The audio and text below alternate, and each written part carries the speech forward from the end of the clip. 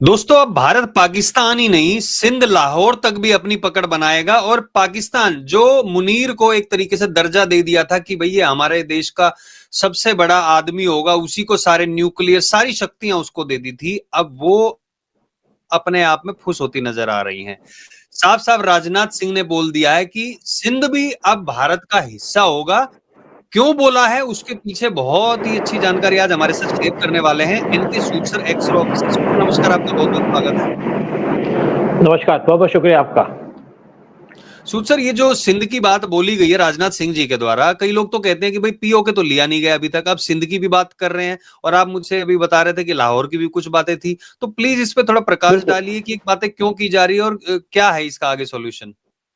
देखिए, लोग सोचते हैं कि मतलब कोई भी चीज हम ले जाएंगे तो कुछ दिनों में होगा। इनमें सालों लग जाते हैं, उसकी पूरी प्लानिंग चलती है, उसके बाद काम किए जाते हैं। जब इंडिया का पार्टीशन हुआ था तो लाहौर को इंडिया के अंदर मिलना था, क्योंकि वहां पे 70% जो सिटी की पॉपुलेशन है वो हिंदू थी और उनके बड़े बड़े बिजनेसेस थे। लाहौर एक बड़ी अच्छी सिटी थी, बड़ी डेवलप सिटी थी, लेकिन ब्रिटिश ने कहा कि क्योंकि पाकिस्तान के पास कोई अच्छी सिटी नहीं है तो इनको लाहौर दे दो। और महात्मा गांधी और नेहरू ने बड़े प्यार से उनको लाहौर दे दिया। उनको कोई मतलब नहीं था हिंदुस्तान से, उनको था कि पाकिस्तान को खुश रखा जाए। और हम 1965 के वार के टाइम पे लाहौर पे पहुंच गए थे, 71 में पहुंच गए थे, लेकिन शायद उस टाइम पे हमारे से चूक हो गई कि हमने लाहौर को अपने कब्जे में नहीं दिया। लेकिन अब जो प्लान की गई है पाकिस्तान को तोड़ने की, उसके अंदर लाहौर पे भी कब्जा करने की प्लान है, जो पंजाब प्रोविंस के अंदर पड़ता है। और दूसरी तरफ जो राजनाथ सिंह ने एक स्टेटमेंट दी है कि हम सिंध तक पहुंच जाएंगे, और उसका जो रास्ता पास करता है वो सर क्रीक से पास करता है, क्योंकि इससे पहले पाकिस्तान काफी बिल्डअप कर रहा था सर क्रीक एरिया के अंदर। तो इंडिया ने भी वहां पे बिल्डअप करना शुरू कर दिया और एक एक्सरसाइज की थी ऑपरेशन सिंधु त्रिशूल, जिसके अंदर सर क्रीक से सारा काम किया गया था। यहाँ पे आर्मी, नेवी और एयरफोर्स ने भी सारी एक्सरसाइज की थी। और इसके बाद पाकिस्तान के तोते बजने शुरू हुए, पाकिस्तान घबराहट में आ गया कि अब तो इंडिया सिंध भी ले लेगा। लेकिन उसके बाद जब इनकी स्टेटमेंट आई राजनाथ सिंह की कि हम सिंध तक पहुंच जाएंगे इसी रास्ते, साथ में उन्होंने ये भी कहा कि इसी जगह से 2008 में टेररिस्ट आए थे इंडिया के अंदर, 2018 में भी यहाँ पे टेररिस्ट प्लान कर रहे थे इंडिया के अंदर एंटर करने की। तो अब इंडिया ने सोचा कि हम सिर्फ पीओके क्यों ले, पीओके तो ले ही लेंगे, ये भी ले लेते हैं। और इस स्टेटमेंट के बाद जो सिंध के लोग हैं बहुत सेलिब्रेट कर रहे हैं। तो मेरा एक फ्रेंड है, मैंने उससे पूछा जो लंदन में बैठा है कि भाई आपको क्या, अगर इंडिया वहां अटैक करेगा तो क्या होगा? कहते अटैक करेगा तो हमें तो कम से कम पाकिस्तान से छूट मिलेगी, हमें जो पंजाबी हैं जिन्होंने हमारे को मार के रखा उनसे छूट मिलेगी। साथ में मैंने कहा भाई अगर इंडिया की फोर्सेस वहां पे आ गई तो क्या होगा? नहीं गई वापस तो? कहते पहली बात तो जाएंगी नहीं, अगर रहेंगी तो हमें कोई प्रॉब्लम नहीं, हम भी डेवलप होंगे, हमें भी अच्छा लगेगा। क्योंकि पार्टीशन से पहले या उससे भी पहले जब यहाँ पे इन्वेडर्स आए थे तो हम भी हिंदू थे, लेकिन उन्होंने हमको फोर्सिबली कन्वर्ट कर दिया इस्लाम के अंदर। आज भी हमारी कंट्री के अंदर गुरु नानक को पूजा जाता है, शिव जी की पूजा की जाती है सिंध के अंदर, तो हमें कोई दिक्कत नहीं है। अगर इंडिया हमारे साथ रहेगा तो कोई दिक्कत नहीं है, हम हिंदू बन जाएंगे। अगर हमें छोड़ देगा अकेला तो भी हम डेवलप करेंगे, क्योंकि हमारे पास सी होगा। और हमने जो बदला लेना है वो लेना है पंजाब प्रोविंस से, जो पाकिस्तान का पंजाब प्रोविंस है, क्योंकि उन्होंने हमको बर्बाद किया, उन्होंने हमारा सत्यानाश किया। लेकिन ये जो राजनाथ सिंह की स्टेटमेंट है बहुत बड़ी स्टेटमेंट है, यानी कि अब पूरी तैयारी कर चुका है इंडिया कि सिर्फ पीओके नहीं लेगा, सिंध को भी कब्जा करेगा। और दूसरी तरफ पाकिस्तान की बात करें तो पाकिस्तान के अंदर हालात इतने खराब हैं, आप बलूचिस्तान को ले लो, बलूचिस्तान में रोज पाकिस्तान मैं के यही आर्मी के लोग पूछने मारे जा रहा जाते था एक मिनट आपसे कि ये भारत ये जो सोच रहा है अपनी अकेले दम पे सोच रहा है कि साथ में वहां पे अफगानिस्तान के साथ भी कुछ डीलिंग चल रही है। अभी कल ही हमारे देश से लगभग 75 टन मेडिसिन और जो स्वास्थ्य का जो सामान है वो अफगानिस्तान को मदद के लिए भेजा। पहले भी बहुत सारे ट्रक जा चुके हैं वहां पे अनाज के और चावलों के, वो मदद करने के लिए उनको पहले भी भेजे गए हैं। तो क्या जी साथ बिल्कुल। साथ में अफगानिस्तान को तैयार कर रहा है भारत, जैसा कि पाकिस्तान इल्जाम लगाता है, उसकी मदद से लिया जाएगा या फिर अकेले दम पे? क्या स्ट्रेटेजी है? देखिए देखिए, जब स्ट्रेटेजी होगी तो उस टाइम पे पाकिस्तान पे दोनों तरफ से प्रेशर डाला जाएगा। आज पाकिस्तान का सबसे बड़ा दुश्मन वो अफगानिस्तान है, क्योंकि जब मुतक्की उनके फॉरेन मिनिस्टर इंडिया के अंदर आए थे तो पाकिस्तान ने वहां पे एयर अटैक कर दिया बगैर सोचे समझे। सोचा नहीं कि अटैक का क्या होगा, उनको लगा हमारे पास एयरफोर्स है, बहुत ताकतवर है, हमारे पास, हमारे पीछे सऊदी है, हमारे पीछे टर्की है, हमारे पीछे यूएस है, तो हम कुछ भी कर सकते हैं। लेकिन जब अफगानिस्तान ने बदला लिया तो भागे भागे गए टर्की के पास, भागे गए बाकी कंट्री के पास। लेकिन वहां पे जो पीस एग्रीमेंट हुआ फेल हो गया और अमेरिका ने भी कुछ नहीं किया। तो पाकिस्तान तो घबराहट में है, लेकिन उस इस टाइम पे अफगानिस्तान की फोर्सेस पूरी खड़ी हैं बॉर्डर पे, जो इनका बॉर्डर लगता है पाकिस्तान से, यानी कि ड्यूरल लाइन पे। और साथ में इनका 106 किलोमीटर का बॉर्डर लगता है अफगानिस्तान का पाकिस्तान के पीओके से, जो पीओके पाकिस्तान के कंट्रोल में है, वहां पे भी इनकी फोर्सेस हैं। और पाकिस्तान जो इनके तालिबान के कमांडोज हैं या इनके जो ह्यूमन बॉम्ब्स हैं, वो पाकिस्तान के अंदर एंटर कर चुके हैं और पाकिस्तान को लगता है कि अब हमारे पास बचने का कोई रास्ता नहीं है, क्योंकि एक तरफ टीटीपी इन पे अटैक कर रहा है, दूसरी तरफ बलूचिस्तान पे अटैक कर रहे हैं, तीसरी तरफ सिंध की जो फोर्सेस है वो भी खड़ी हो गई है पाकिस्तान के खिलाफ, और चौथी तरफ इंडिया ने प्रेशर डाला, और पांचवी तरफ अफगानिस्तान भी अपने बॉर्डर पे पूरा मुस्तैद है पाकिस्तान पे अटैक करने को। और साथ में पाकिस्तान अंदर से हिला हुआ है, पाकिस्तान घबराहट के अंदर है कि पाकिस्तान में किस जगह पे ब्लास्ट होंगे, कहां पे कुछ किया जाएगा। अभी पेशावर में ब्लास्ट हुआ पाकिस्तान की फोर्सेस के हेडक्वार्टर के ऊपर, जिससे पाकिस्तान घबराया हुआ। ये देखिए, आप हिंदुस्तान से लड़ सकते हैं, 65 में लड़े, कोई बात नहीं, आप हार गए, आप यूएस के पास चले गए, आप वर्ल्ड पे चले गए कि हमें अटैक को हम बंद करना चाहते हैं, तो वहां पे पीस होगी, हमने बात रोक दिया, फिर पीस एग्रीमेंट हो गया। 71 में भी पाकिस्तान ने सरेंडर कर दिया, हमने 93,000 सोल्जर पकड़ लिए, फिर भी उनको छोड़ दिया। लेकिन अब ऑपरेशन सिंदूर तब भी हमने खत्म कर दिया, कारगिल हुआ तो भी हमने खत्म कर दिया। लेकिन अफगानिस्तान का जो वार है वो डिफरेंट टाइप का वार होगा, क्योंकि अफगानिस्तान के लोग जब पाकिस्तान के अंदर घुसेंगे तो जगह जगह ब्लास्ट करेंगे, वहां पे कोई पीस एग्रीमेंट नहीं होगा, वहां पे कोई सोल्यूशन नहीं होगा, वहां पे सिर्फ वार होगा, और वार होगा पाकिस्तान के खिलाफ। पाकिस्तान ने बड़ी भारी गलती कर दी जब अफगानिस्तान पे अटैक किया, और उस अटैक के अंदर 9 बच्चे मार दिए। अब अफगानिस्तान पूरा बदला देने को तैयार है। फिर आपने देखा होगा कि अफगानिस्तान के ट्रेड मिनिस्टर इंडिया के अंदर आए थे, और उन्होंने कहा कि हमारे को तो अमेरिका ने हमारे $9 बिलियन रोक के रखे हैं, हमारे को बर्बाद कर रहे हैं, और इसी का बदला लेने के लिए एक अफगानी जो अमेरिकन फोर्सेस के साथ खड़ा था और लड़ रहा था तालिबान के खिलाफ, उसने व्हाइट हाउस पे अटैक कर दिया।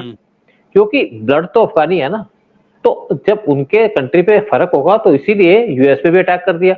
लेकिन आज अफगानिस्तान पूरे तरीके से तैयार होकर के अपने आप को तैयार करके पाकिस्तान के अंदर बम ब्लास्ट करेगा। आप देखिएगा पाकिस्तान का क्या हाल होगा, पाकिस्तान को बचने की जगह नहीं मिलेगी, कोई पाकिस्तान को सपोर्ट नहीं करेगा, ना कोई मुस्लिम कंट्री, ना यूएस, ना चाइना, क्योंकि हर एक अपने आप को डिफेंड करने की कोशिश करेगा।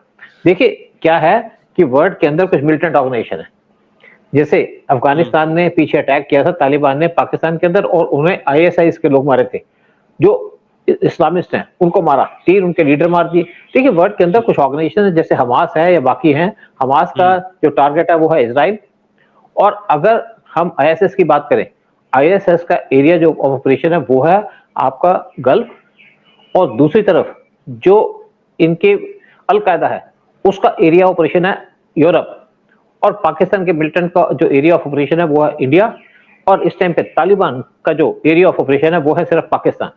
तो पाकिस्तान के बचने की कोई उम्मीद नहीं लगती, और इसीलिए इंडिया ने उनको 75 टन के मेडिसिन भेजी है, और साथ में अफगानिस्तान ने ड्रोन भी तैयार कर लिए, और पीएम मोदी ने क्लियरली कह दिया कि हम ट्रेड करेंगे अफगानिस्तान के साथ एयर के रास्ते से, यानी क्योंकि पाकिस्तान तो अपनी जमीन को परमिट नहीं करता कि उसके थ्रू कोई ट्रेड की जाए अफगानिस्तान के साथ, तो इंडिया अब ट्रेड कर रहा है अफगानिस्तान के साथ। और हमारे एक्सपर्ट इस टाइम पे अफगानिस्तान के अंदर बैठे हैं, अफगानिस्तान के अंदर बैठ के उनको बता रहे हैं, सजेस्ट कर रहे हैं कि क्या आपको करना चाहिए, और वही करेंगे।